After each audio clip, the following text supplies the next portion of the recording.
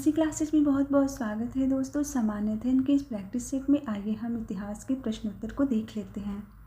पहला प्रश्न है, इनमें से किसने पहली बार यह व्याख्या की थी कि पृथ्वी की अपनी धुरी पर घूमने के कारण प्रतिदिन सूर्योदय एवं सूर्यास्त होता है? तो इसकी व्याख्या आर्यभट्ट ने की थी। दूसरा प्रश्न है, चीनी यात्री ह्वेनसांग ने किस विश्वविद्यालय में अध्ययन किया था? तो इसने नालंदा विश्वविद्यालय में अध्ययन किया था।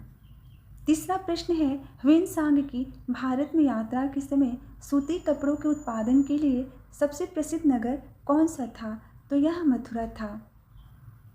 अगला प्रश्न है, कबीरवाड़ कहाँ का निवासी था? तो यह पाटलिपुत्र का निवासी था। अगला प्रश्न है, प्रसिद्ध चीनी यात्री भाण ने किसके शासनकाल में भारत की यात्रा की? तो इसने चंद्रगुप्त द्वितीय के शासनकाल में भारत की यात्रा की। अगला प्रश्न है, खजुराहो मंदिर स्थापत्य के निर्माण में कौन सहयोगी थे? तो यह चंदेल जो थे यह सहयोगी थे। अगला प्रश्न है, विक्रमशिला शिक्षा केंद्र के संस्थापक का नाम क्या है? तो इनका नाम है धर्मपाल। अगला प्रश्न है, निम्नलिखित राजवंशों में किसका उल्लेख संगम साहित्य में नहीं हुआ है? तो कदम्ब जो है इनका उल्लेख संगम साहित्य में नहीं हुआ है, बाकी चेर, चोल और पांडव का उल्लेख हुआ है। अगला प्रश्न है, संगम युग में उरेयूर किस लिए विख्यात था? तो यह कपास के व्यापार का महत्वपूर्ण केंद्र था, इसलिए यह विख्यात था। अगला प्रश्न है, मुद्रा राक्षस का लेखक निम्न में से कौन है? तो इसका आंसर होगा ऑप्शन बी, विशाखदत्त। अगला प्रश्न है, पृथ्वीराज रासो के लेखक कौन है? तो यह चंद्रवरदाई हैं। अगला प्रश्न है, स्वपर्णवास वधता के लेखक कौन है? तो यह भास है, यानी इसका आंसर होगा ऑप्शन बी। अगला प्रश्न है, कुमार संभव महाकाव्य किस कवि ने लिखा? तो इसका आंसर होगा कालिदास, यानी कि ऑप्शन डी इसका सही आंसर है।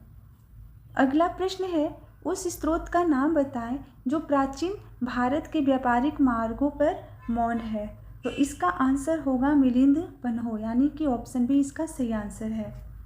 अगला प्रश्न है, हर्षचरित नामक पुस्तक किसने लिखी? इसका आंसर होगा ऑप्शन बी, बाणभट्ट। अगला प्रश्न है, चोल काल किसके लिए प्रसिद्ध था? तो यह ग्राम पंचायत के लिए प्रसिद्ध था। अगला प्रश्न है, कौन सा मध्यकालीन भारतीय साम्राज्य व्यापक स्तर पर स्थानीय स्वशासन के लिए प्रसिद्ध था? तो इसका आंसर होगा ऑप्शन बी, चोल। अगला प्रश्न है, दक्षिण भारत के मंदिरों के आकर्षक द्वार क्या कहलाते हैं? तो यह गोपुरम कहलाते हैं।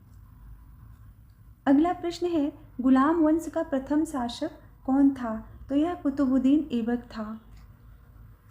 अगला प्रश्न है, कुतुबुद्दीन ऐबक की राजधानी कहाँ थी? तो यह लाहौर में थी। अगला प्रश्न है, 2.5 दिन का झोपड़ा क्या है? तो यह एक मस्जिद है, इसका आंसर होगा ऑप्शन ए। अगला प्रश्न है, भारत में मोहम्मद गोरी ने किसको प्रथम अक्ता प्रदान किया था? तो इसने कुतुबुद्दीन ऐबक को प्रथम अक्ता प्रदान किया था। अगला प्रश्न है, बिहार का प्रथम मुस्लिम विजेता कौन था? तो इसका आंसर होगा ऑप्शन सी, बख्तियार खिलजी। अगला प्रश्न है, इल्तुतमिश ने बिहार में अपना प्रथम सूबेदार किसे नियुक्त किया था? तो इसने मलिक जानी को नियुक्त किया था। अंतिम प्रश्न है दोस्तों, वह प्रथम मुस्लिम शासक कौन था जिसने शासन के सिद्धांत को राजाओं के ईश्वरीय अधिकार सिद्धांत के समान प्रतिपादित किया था? तो इसका आंसर होगा ऑप्शन सी, बलबन।